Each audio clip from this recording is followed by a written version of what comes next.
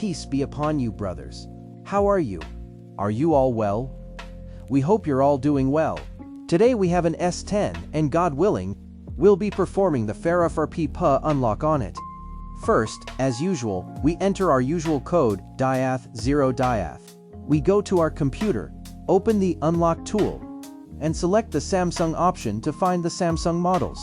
We select it, then we go to CDM 2023 and select it. Okay, we click continue. We go to method 1. We select it and wait for it to start. Just so you know, the S10's 10 Plus and S10e all perform the unlock in one step. The important thing is to have the flash set to automatic. Press that code dias0dias and enter it. Once you're in, follow these steps, God willing. Press it and wait for it to complete. When you see that message, you know things are going well. God willing.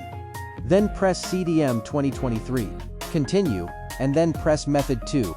This method 2 is the opposite of the first one. It takes a little longer, not much, about 2 minutes, a minute and a half. God willing, wait for it to complete. Here's our phone completing it.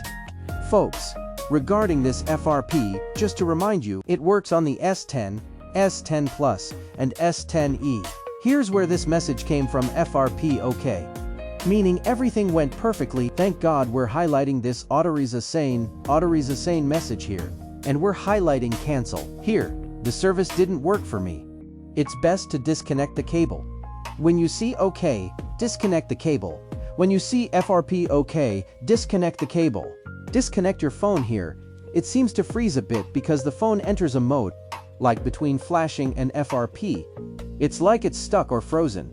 1 or 2 minutes, or maybe more. As usual, it freezes. You turn it off and on again. This turning it off and on again is usually the case. It's what you're doing. You say authorization. Here, you say authorization.